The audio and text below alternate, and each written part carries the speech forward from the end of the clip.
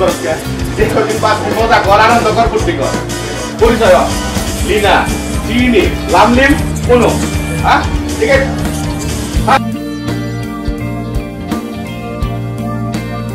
খাস না কে খা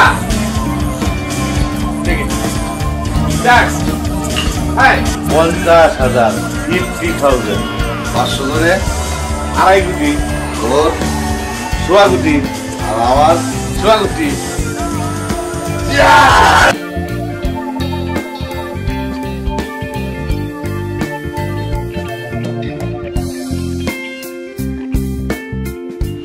যেমন বল অবস্থা কি রে ওই শালা চাইনিজের বাচ্চা আমার এখানে বসায় রাখা ভিতরে হিউম্যান রিসোর্স অফিসারের সাথে মিটিং করতেছে।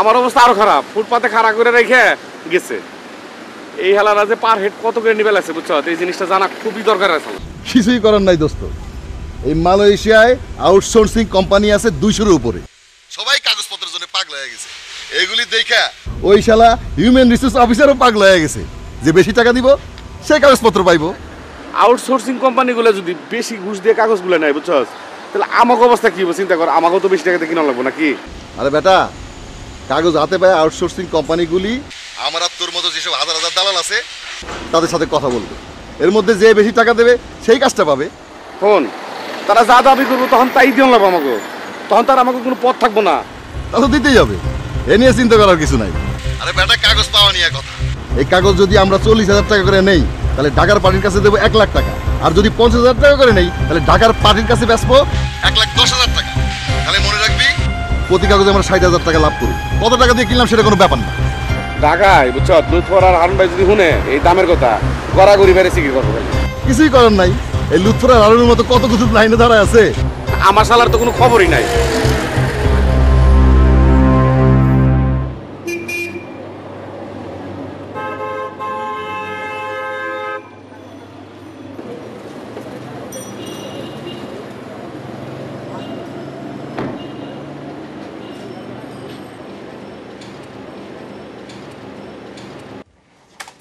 স্যার লুৎফর সাহেব তো আপনার পাগলা খুঁজা খুঁজতেছে আপনি মোবাইল বন্ধ করে রাখছেন স্যার কোন নাম্বারে ফোন করছিল এটা তো কয়ে পারুন না স্যার পুরানটা ওইটা তো চার্জ নাই হ্যাঁ স্যার জরুরি আর্জেন্ট স্যার আচ্ছা ঠিক আছে তুমি যাও আমি ফোন করতেছি ঠিক আছে স্যার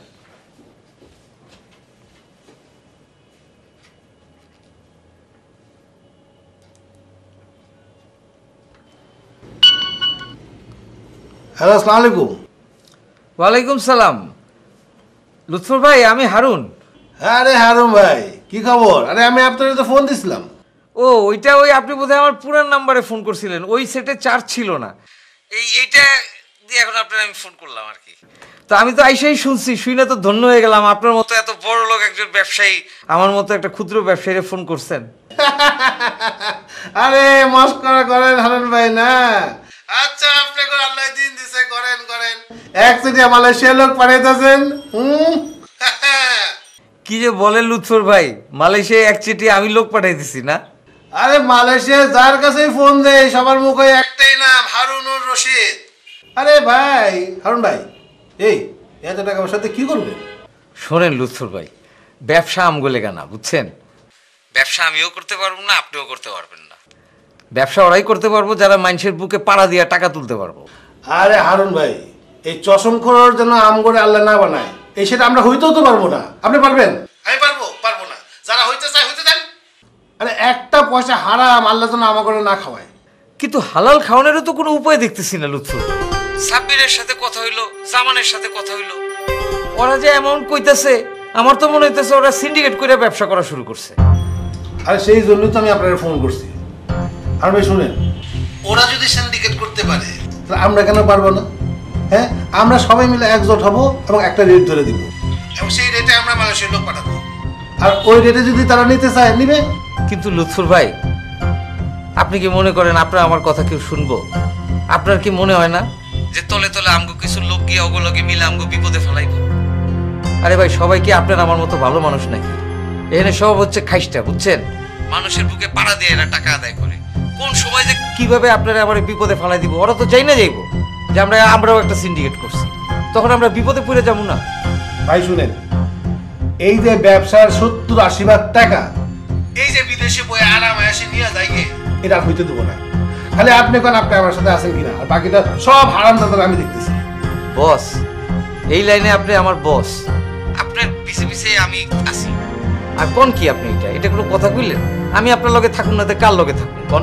হ্যাঁ ঠিক আছে, আমি বিকালে আবার আপনার ফোন দিতেছি। ওকে, আসসালামু আলাইকুম।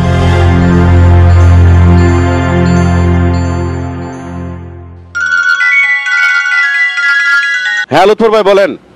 ভাই আসসালামু আলাইকুম, কি অবস্থা কাজকর্মের? হ্যাঁ সব খোঁজ খবর ভালো। আপনারা তো মালয়েশিয়ায় বসে দেন দরবার করতেছেন দেশের ভালো কিছু করার জন্য, কিন্তু দেশের মানুষ তো ভালো চায় না যেমন ভাই। কেন কি হয়েছে? আর কি আপনার বিরুদ্ধে গভীর ষড়যন্ত্র শুরু হয়ে গেছে। কিরকম? এই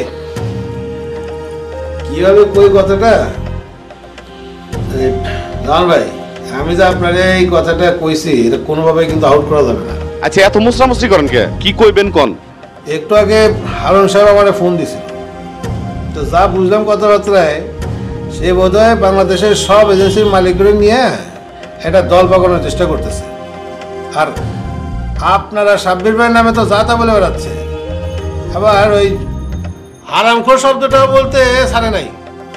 আর আপনারা নাকি ওই মানুষের বুকের মধ্যে পাড়া দিয়ে টাকা নিতে চান। শুনে লুৎফর ভাই, আমরা কি করে রাতে পাই ধরছি? আমি তো স্ট্রেট বলে দিছি যে জামান সাহেবের 26-এ এই সিঙ্গাপুর মালয়েশিয়া বৈশা বাংলাদেশের গরিব মানুষের জন্য যে ফাইট দিতেছে সেটা তো আনবিলিভেবল। আরে কয়জনে করে এরকম?